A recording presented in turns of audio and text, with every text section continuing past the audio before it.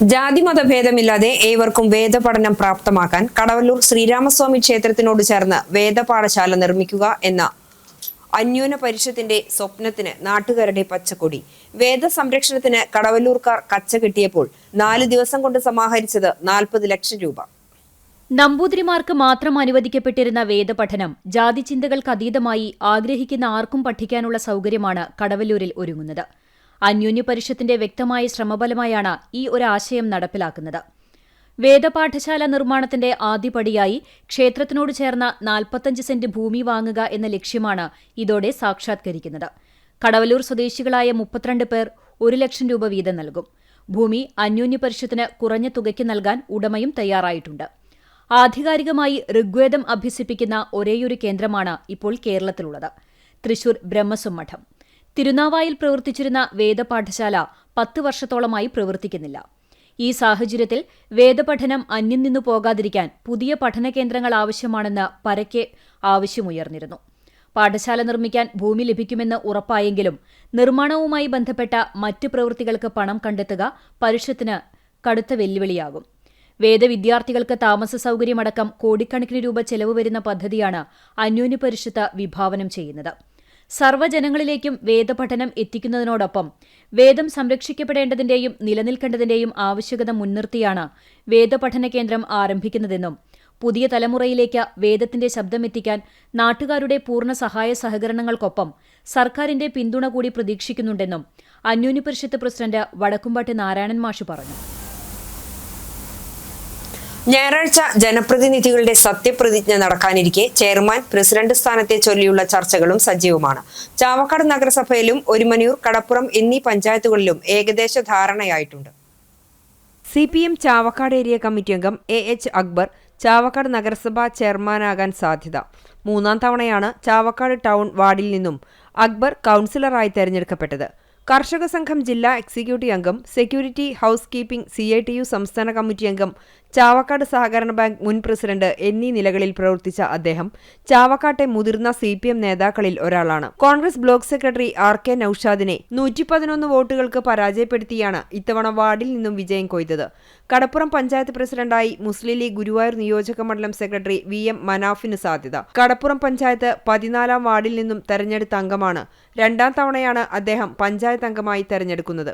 Panchayat standing committee chairman, youth league Guruvayur മണ്ഡലം president, youth league panchayat president, MSF ഭാരവാഹി എന്നീ നിലകളിൽ പ്രവർത്തിച്ചിട്ടുണ്ട്. DYFI മേഖലാ ഭാരവാഹി PH മെഹറൂഫിനെ 200-ൽ പരം വോട്ടുകൾക്കാണ് പരാജയപ്പെടുത്തിയത്.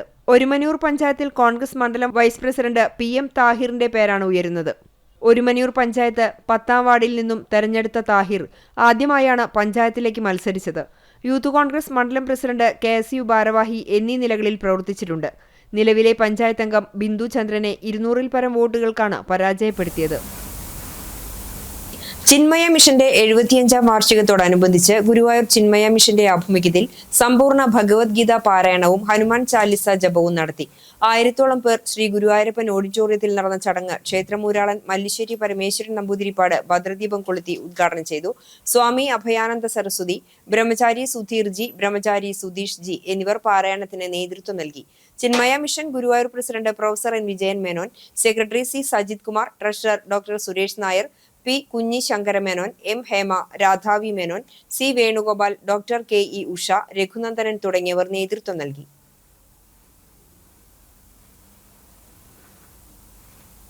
Guruvayur Brahmakulam saint Thomas church welfare സൊസൈറ്റിയുടെ 1 വർഷം നീണ്ടു നിൽക്കുന്ന പ്ലാറ്റിനം ജൂബിലി ആഘോഷങ്ങൾക്ക് തുടക്കമായി.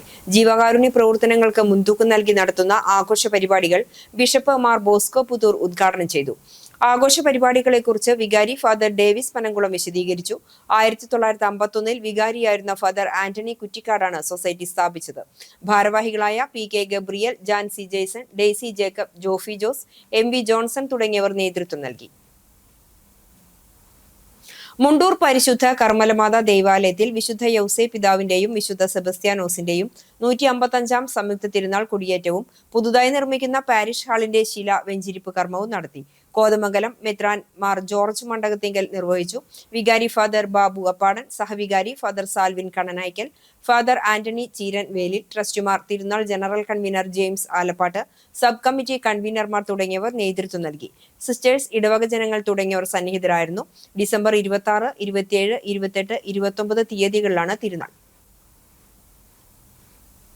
Kunnamkulam government boys higher secondary സ്കൂളിന് ഇന്നർവിൽ ക്ലബ്ബ് ട്രോഫികൾ സൂക്ഷിക്കുന്നതിനാവശ്യമായ അലമാര പണിത് നൽകി.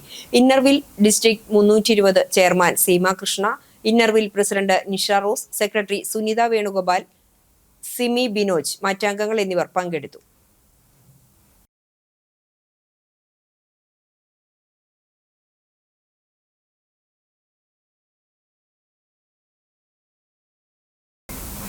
ഇന്നത്തെ സ്വർണ്ണവില നിങ്ങൾക്കായി സമർപ്പിക്കുന്നത് Malaya gold and diamonds, Malaya junction, Kunnamkulam.